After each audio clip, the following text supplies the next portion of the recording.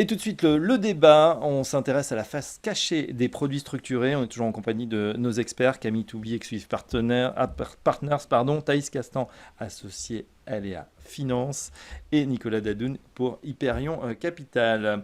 On va s'intéresser, messieurs, dames, à peut-être les objections classiques qu'on retrouve sur ces produits. On dit, et on l'a vu un petit peu en première article, souvent, ce sont des produits compliqués, opaques. Alors, première objection, compliquée, Thaïs Castan.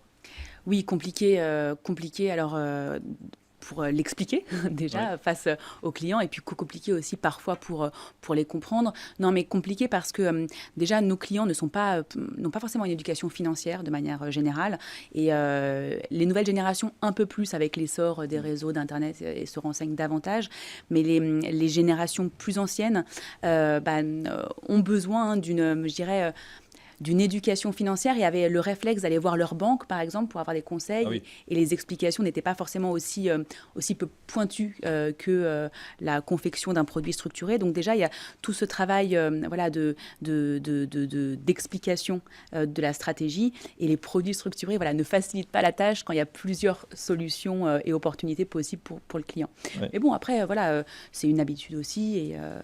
Et voilà, il faut vulgariser. Et on y arrive. Deuxième objection, les frais sont un peu opaques. Voilà. Est-ce que le marché, Nicolas Dadoun, a progressé en transparence sur ce point-là? Ouais, ça a progressé. On n'est pas au firmament, mais on a progressé. Dans tous les documents contractuels, on peut retrouver le global des frais. Le détail, c'est toujours plus compliqué. Après, il faut distinguer deux choses. C'est qu'il y a les frais des distributeurs, c'est-à-dire nous, en tant que conseiller en gestion de patrimoine. Et puis, il y a les frais des émetteurs, les frais de compte de structuration du produit, qui viennent plutôt des banques, et voire potentiellement des frais aussi de brokers, qui sont entre les deux, qui nous aident à identifier aussi les banques avec qui travailler, comme l'a dit justement Camille. Donc aujourd'hui, il y a, avec les développements réglementaires qu'il y a depuis notamment 2018, c'est beaucoup plus lisible pour le client. La difficulté sur ce type de produit, c'est que les frais sont compris dans l'enveloppe générale. C'est-à-dire que le client ne met pas 100 euros et c'est déduit de ses frais, c'est que c'est compris dans la structuration du produit. D'accord. Donc ça vient en moins, on va dire, de la rémunération finale qui va toucher. Et ça, pour le coup, il ne le voit pas C'est directement. payé upfront finalement, ces frais. C'est payé upfront, mais c'est pas le client qui le paye, c'est le distributeur, enfin l'émetteur qui va nous le payer. Et donc, nous, on a des documents réglementaires qui font qu'on doit mettre en avant ces frais-là auprès des clients. D'accord. Vous avez, en tout cas, la commission est perçue par les CGP voilà, directement, et ensuite, quel que soit l'avis du produit. Exactement. Voilà, c'est fait. Est-ce qu'on peut réellement comprendre le sous-jacent? Parfois, Camille Toubi, c'est vrai qu'on a des sous-jacents un petit peu obscurs. On reprend un exemple très simple, CAC 40 qui évolue. On se dit, tiens, le CAC 40 fait plus 10%. Puis le produit structuré, finalement, c'était un CAC 40 dividende réinvesti ou non réinvesti sur une période de temps donnée. Et ça, c'est un peu perturbant. Ouais, ouais. Alors, on peut comprendre le sous-jacent. Déjà, le sous-jacent, il est mentionné, hein, on sait sur quoi on va investir. Aujourd'hui, on a de plus en plus aussi de documentation sur le sous-jacent, donc c'est plus facile, c'est plus lisible. C'est vrai qu'il y a des sous-jacents qui vont être plus ou moins complexes à comprendre, mais il y a toute une documentation je prends notamment l'exemple d'une brochure. Dans une brochure, vous avez l'explication du sous-jacent. Nous aussi, on est là pour apporter des précisions. Et donc, il y a une complexité, certes, mais on sait dans quoi on va investir parce que c'est défini à l'avance. Et vous avez donc vraiment des explications et de la documentation sur ce sous-jacent.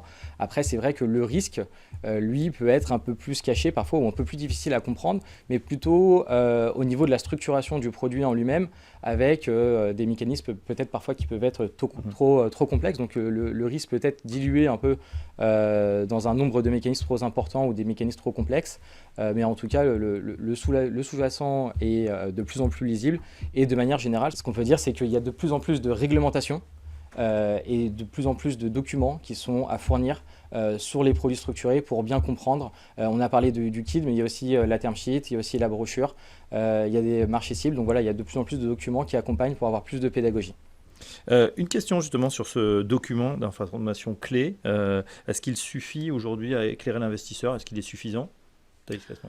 Alors, le document lui-même, je pense, inquiète plus l'investisseur qu'autre chose s'il n'est pas traduit en clientèle. Ça veut dire, si nous, on ne lui explique pas à quoi sert ce document, qu'est-ce qui est expliqué à l'intérieur, et en substance, voilà, qu'est-ce qu'il en ressort. Oui, parce qu'il y a la liste de tous les risques finalement. Ouais, non, et puis un petit peu peur. il y a beaucoup d'informations qui sont données, et si elles ne sont pas interprétées pour le client, Traduite, vous disiez. Ouais. traduites, vulgarisées, simplifiées, synthétisées, il est dense ce document. Quand même. Ouais, ça peut être compliqué. Et ce n'est pas le seul en plus. Oui, c'est vrai. Alors, on va s'intéresser aussi, si vous le voulez bien, à ce qu'on peut faire aujourd'hui. On l'a dit, on vient de connaître un épisode de volatilité assez intense, peut-être avec une certaine inquiétude de la part de vos clients respectifs, parce que voilà, certains produits, en tout cas vers mi-avril, quand la bourse a beaucoup chuté, peut-être n'ont pas été rappelés. Nicolas Danoun, est-ce qu'il y a eu de l'inquiétude parmi les clients ? Non, pas nécessairement, parce qu'après, ça dépend aussi de l'éducation, comme on le disait tout à l'heure, qui a été donnée aux clients. Ils savent, nous, nos clients, ils sont investis majoritairement en bourse aujourd'hui. Ils savent qu'il y a des moments qui chahutent, mais c'est des investisseurs long terme, donc ils ne voient pas là-dessus. Après, nous, on a un travail encore une fois de pédagogie. Dans des moments comme ça, on fait des points macro avec nos clients, on leur explique ce qui se passe, les risques potentiels sur leurs allocations. Et sur les produits structurés, ça peut être aussi des très bonnes nouvelles. Nous, typiquement, on a eu un produit qui était largement positif avant le début de la crise. La crise est arrivée et au milieu de la crise, le produit s'est terminé parce qu'il était encore dans ses conditions de rappel et les clients ont eu un 10% de rendement alors qu'on était dans un marché baissier. C'est pas de la magie, c'est juste que le produit était construit l'année d'avant, qu'il a bénéficié de la hausse là-dessus, et donc dans un moment baissier, il a eu la conclusion du contrat qui lui a donné un rendement, qui lui a permis après d'avoir du cash pour investir derrière. Et ces moments aussi de volatilité, c'est pour nos clients qui sont maintenant aujourd'hui avertis et qui ont cette pédagogie, c'est des bons moments parce que ça nous permet aussi de construire des produits dans des moments avec des points d'entrée intéressants, avec de la volatilité qui nous permet aussi de construire des produits qui ont des primes de risque assez élevés, qui nous permettent derrière d'avoir de la marge pour construire une forte protection du capital. Alors justement, on veut savoir qu'est-ce qu'on fait en ce moment, on va conclure là-dessus. Qu'est-ce que vous recommandez pour ceux qui s'intéressent, qui voient l'émission, qui se disent mais tiens, moi j'ai peut-être envie de continuer ou d'en faire des produits structurés, qu'est-ce qu'on peut faire en ce moment ? Moi je trouve que ce qui est intéressant, c'est qu'il y a de la perturbation, donc c'est toujours bénéfique pour les produits structurés parce que ça donne des points d'entrée. Par contre, on va pas se leurrer, on n'a pas la boule du cristal, on ne sait pas où on va. Nous, ce qu'on a fait chez Hyperion Capital, c'est que dans ces moments de forte volatilité, on a construit des produits avec ce qu'on appelle des strike means, c'est-à-dire qu'on prend 2 points d'entrée différents au moment où on construit le produit et au moment de la fin de la période de commercialisation du produit, et on prendra pour le point d'entrée, on prendra le point le plus bas des deux. Ouais. Ce qui nous permet de nous dire qu'en fait, on est dans un moment agité. Si les marchés ils avaient commencé à chuter, on se dit on prend un premier point d'entrée. Si les marchés continuent de chuter, on a un deuxième point d'entrée qui est plus bas à terme, donc on l'a espacé jusqu'à juillet typiquement. Aujourd'hui, on voit déjà que le premier strike était plus bas que ce qu'on a aujourd'hui, parce que les marchés américains ont remonté, là pour le coup c'était sur les US, et donc le client, s'il commence aujourd'hui, il est déjà en positif. D'accord, mais si effectivement M. Trump nous remet des tarifs ou d'autres perturbations, effectivement vous aurez cette possibilité en fait d'avoir un deuxième point d'entrée. On imagine que ça se paye aussi évidemment par rapport ça se paye dedans, et c'est une des conditions juste du produit, mais c'est cette volatilité qui est forte qui nous permet d'en rajouter pour la protection du client à terme. On voit cette finance très imaginative. Qu'est-ce qu'on fait chez LEA Finance, Thaïs Castan ? Alors, on accompagne et on suit beaucoup dans des périodes aussi chahutées. Oui, alors je veux dire comme produit, qu'est-ce qu'on peut proposer en ce moment s'il y a des gens qui viennent vous voir ? Honnêtement, de tout, dans le sens où, parce que la période est justement très chahutée, il faut savoir jongler avec les différentes catégories de produits structurés. On propose aussi bien des produits structurés avec une barrière de protection en capital à 100%, notamment sur les taux par exemple, que des produits structurés un peu plus dynamiques sur la zone transatlantique, avec certes des barrières de protection en capital un peu moins importantes, mais des rendements aussi plus élevés.